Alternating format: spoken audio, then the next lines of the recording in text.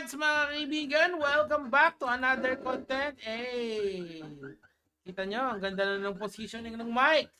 Nasa taas na. Actually, hindi ako komportable. Baba nga natin dito. Yan. Yan, mas gusto ko nandito yung mic para natural lang. Anyway, mga kamads, mga kaibigan, ng subject natin or ang topic natin for today, ang speedrun ng mga memes na nagdaan ngayong 2024. Hopefully you had a good new year, ha? Sobrang daming pangyayari. Nag-aayos ako ng PC ngayong bagong taon, pero ngayon okay na, all good na. So ito si Boy Dila, ang ating unang representante ng 2024. So ano bang nangyari kay Boy Dila?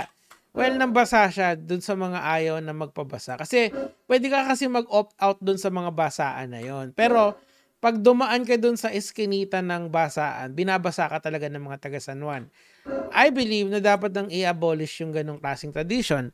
Maging mas neighborhood oriented na lang yung basaan na yon. Kaso, si Zamora kasi, ang sinasabi nila, chismis lang naman Siyempre, for the constituents yun. Kaya tinuloy nila yun. Pero, it is what it is. Good luck kay Boy Dila at sa kanyang social media career. Next naman. Ito. Si iShowSpeed. Yung pagdating ni iShowSpeed dito. Yung unang pagdating ni iShowSpeed dito, talagang putok na putok. Pero, habang tumatagal, sino ba yung mga karakter nung kay iShowSpeed? Ito, isa sa mga pinaka-memorable, si Manny Pacquiao, di ba? And yung kanyang pagbisita kung saan-saang parts ng Metro Manila and sa buong NCR. And kaso nga lang medyo tumamlay na nung third round dito basta nung kasama niya si Kong TV, medyo sablay na yun. Kasi nga, well, ang sabi nila, nandun daw yung isang agency na parang gumawa ng itinerary kay iShowSpeed. Pero hindi naman kasi kailangan talagang bigyan ng schedules or hindi nila kailangan maging scripted si iShowSpeed. Kailangan lang nila siguro na or scripted or gumawa ng magarbong magarbong plano para kay iShowSpeed. Sana hinayaan lang nila si iShowSpeed on his natural work of just having fun. Okay. Next naman tayo. Maris Racal.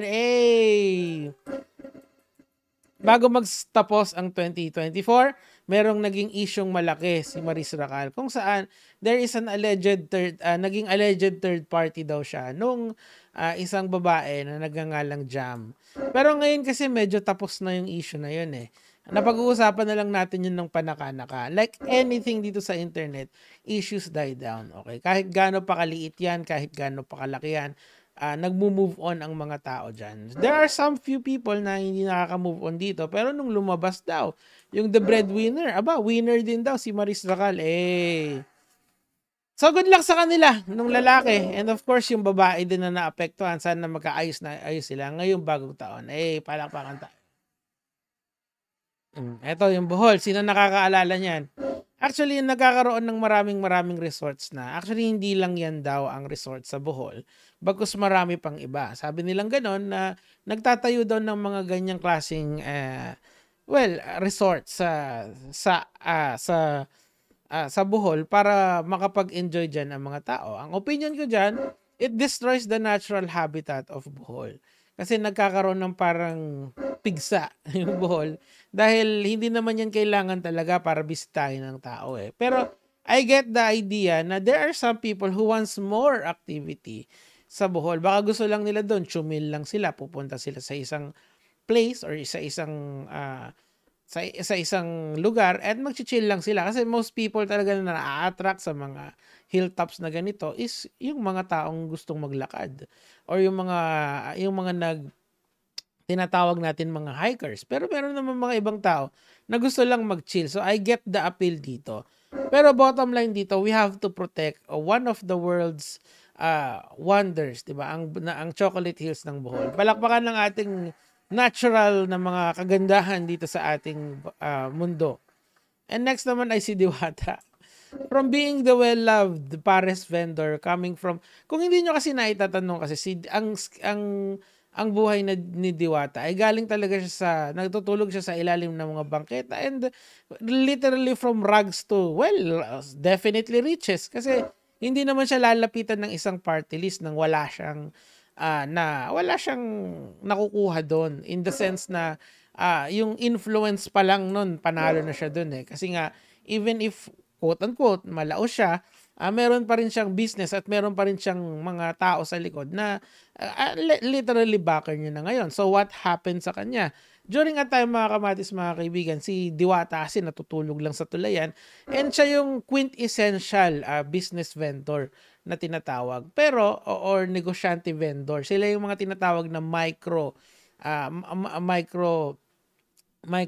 businesses. Now, again, meron tayong mga government programs to help them. Pero again, kasi yung advocacy niya sa kanyang pagtakbo. But after a while, na-discover niya yung Pares Overload. Yung Pares Overload niya had this viral sensation.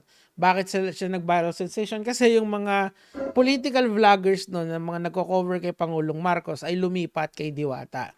Siya na ang bagong BBM.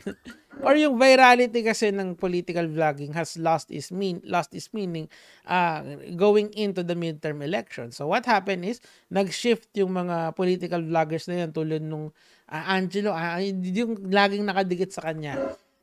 And yung tao na yun ang nagpasikat ng sobra sa kanya. And ang nangyari doon, after noon, nag-viral si Diwata hanggang sa at least 2 months yata yun. And nakita ng mga tao yung attitude problem ni Diwata, ayaw magpa-picture and whatnot.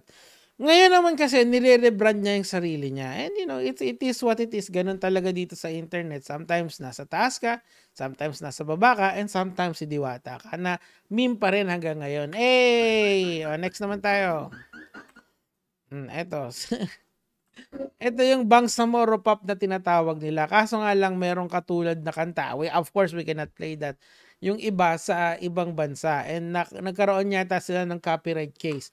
Medyo hindi ko na-cover to kasi hindi ako interested. So, good luck na lang sa kanila. Kasi copyright cases kasi talagang komplikado yan eh. Magkatulad daw. Yung baka inspired. Hey! Next naman tayo. Oh my God, my favorite!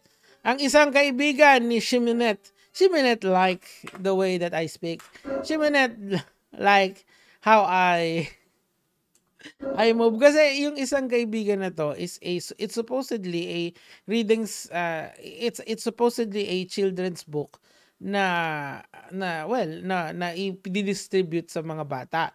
Kaso ang author nito ang vice president natin. Now, can you just imagine kung sino yung literal na nasa likod nung libro na yon? Si VP Sara. Now, si Raul Manuel, Representative Raul Manuel, palakpakan. Ito yan. Isa siya sa mga congressman na nagbusisi dito. And I've noticed a little bit of the portion of the book is it has to be somehow vetted by lalong-lalo na kung gagamitin mo for scholastic purposes, ay kailangan to i-vetted ng isang educator or isang yung mga tinatawag nating educational psychologist. Meron kasing mga ganong klase na mga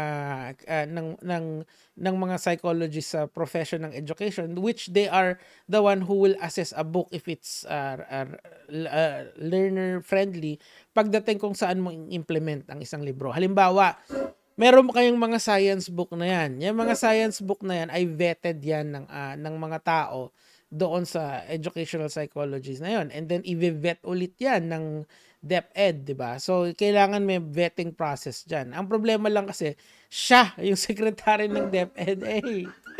So mahirap talaga yon. Mahirap talagang maraming layers yun. May conflict of interest na tinatawag yan. Pero it is what it is. Okay. So siguro last one or last two na tayo. Ako, last one na siguro to. Si tatay ng takoyaki, Taragis Takoyaki. So ang nangyari dito is that gumawa sila ng isang magic show galing kay Carl. Si Carl, okay naman kami yung si Carl. Pero of course, during that time, hindi ako agree dyan. Kasi nga that's una muna, ang gumamit sila ng mga weird tricks para si tatay ay maiangat at mapaniwala ng sobra. Alam ko, minessage pa ako ni Carl dyan para mag-comment ako eh. Kasi lahat ng influencer nag-comment talaga doon. Ang galing nung, in fairness kay Carl, in the perspective of mapag-usapan yung negosyo niya, he won. Congrats! Pero sabi nga nila at what cost? Yun nga, at what cost nga, nagkaroon kasi ng rage sa buong internet. Di ba yung pinag-uusapan lagi natin dito, yung rage amplification. Yan yung nangyari dito ay Tatay. So after nun, sobrang galit na galit sila dun sa Taragis Takoyaki.